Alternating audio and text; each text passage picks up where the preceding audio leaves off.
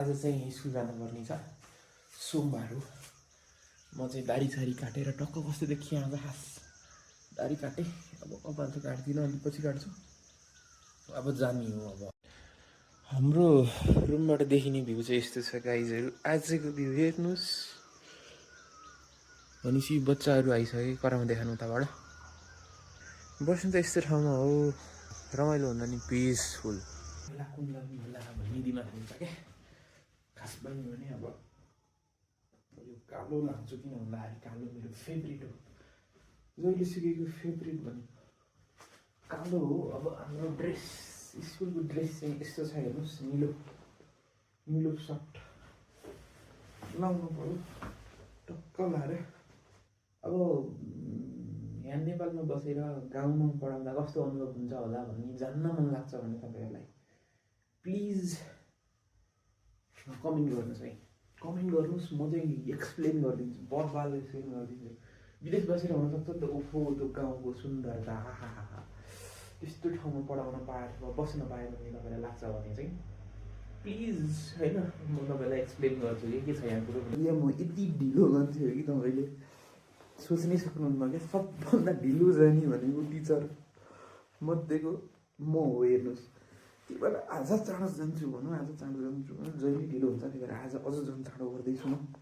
हेरमै त ल, कपाल सपाल त मिलिरहेको होला। जिन्दगी अब गाह्रै छ छन चाहिँ। अब गाह्रो नलिउँ के गर्ने त जिन्दगीलाई गाह्रो लिएर। जिन्दगीले देखाइदिइहाल्छ होइन, यसले चाहिँ हानिहाल्छ क्या। कता कताबाट हान्छ थाहा छैन होइन, नो आइडिया कस्तो देखिया। I want to see first of all होइन। अनि लेट्स डु द्याट अगेन। ल let's go with this vision and this purpose of living and ल म चाहिँ अब चिली चट्ट परेर हिँड्दै है त बारीमा। यस्तो पिसफुल तरिकाले हिँड्दाखेरि चाहिँ लास्ट टाइम मजा आइरहेको छ। हेर्नुहोस्, खास भन्यो भने वाला फिल छ क्या मलाई त। आज मजा आइरहेको छ हेर्नुहोस्। आकाशबाट इन्सपिरेसन लिन्छु मैले जे भए पनि, अरू ठाउँबाट नभए नि होइन। पिसफुल छ दिन, रमाइलो छ।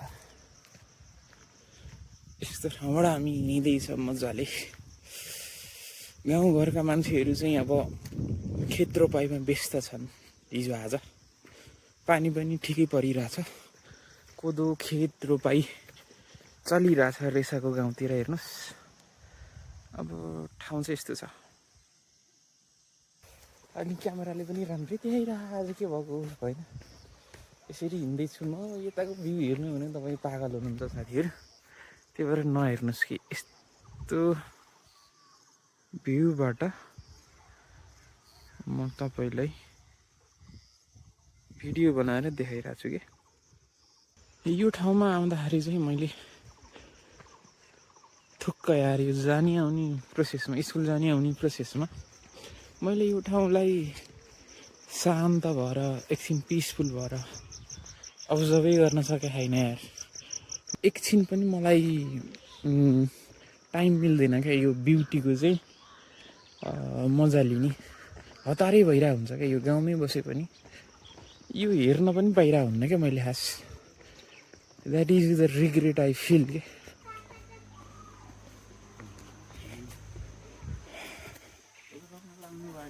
कोदो रोपाइ चलिरहेको यता चाहिँ। ओ दिपु, हेलो आइयो। हाँ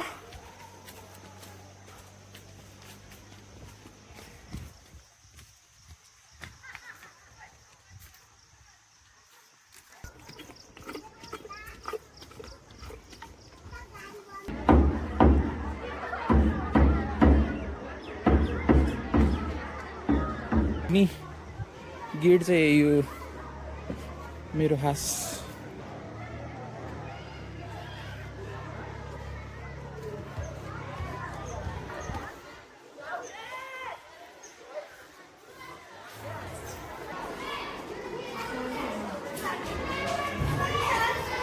मर्निङ टाइम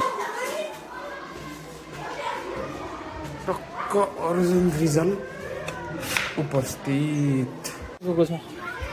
मर्निङ क्लास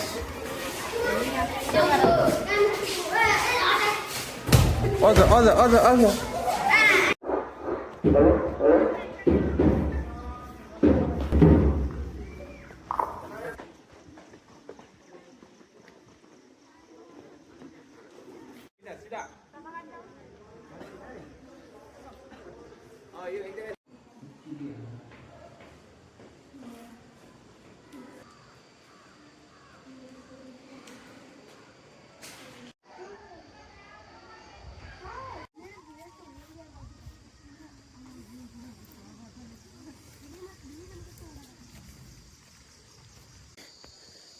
यस्तो हुन्छ हेर्नुहोस्, थकाइ लागिरहेको हुन्छ, इरिटेट भइरहेको हुन्छ। अरू बेलाको एक्सप्रेसन हेर्नुहोस् र अहिलेको एक्सप्रेसन हेर्नुहोस् मेरो यस्तो छ। खास के बोल्छस् त? गीत गाउँछस्? आउँछ होला, ऱ्याप त आउँछ। के आउँछ यार? के आउँछ भन्न यार? भन्नु भन्नु भन्नु ल सुनौँ के?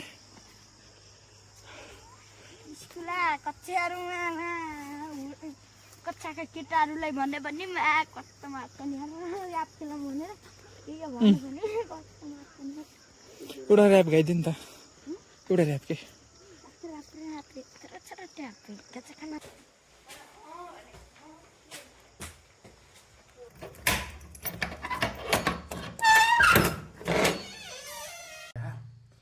अलिकति पढ्ने माहौल अथवा क्वेसन सेसन बनाउने माहौल पनि यहाँ छ हेर्नुहोस्।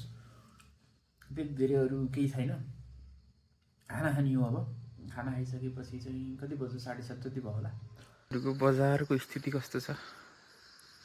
हाम्रोतिर चाहिँ यस्तो शान्त र अँधेरो भइसक्यो हेर्नुहोस्।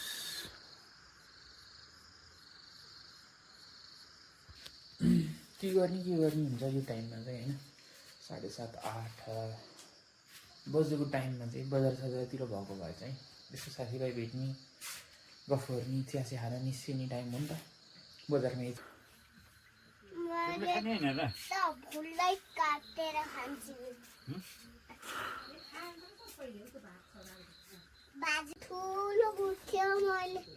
बन्द गरिदियो भूतलाई।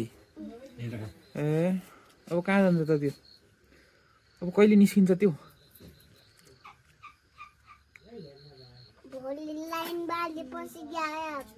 लाइन बालेपछि गायब है? ल स्कुल गयौ तिमी आज? भनौ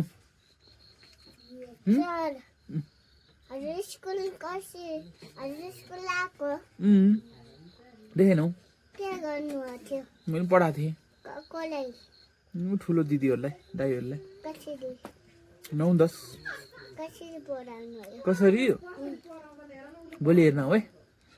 भोलि म तिमीलाई लिन आउँछु कक्षामा, सुशीला मिसलाई भन्छु, तिमीलाई लैजान्छु है।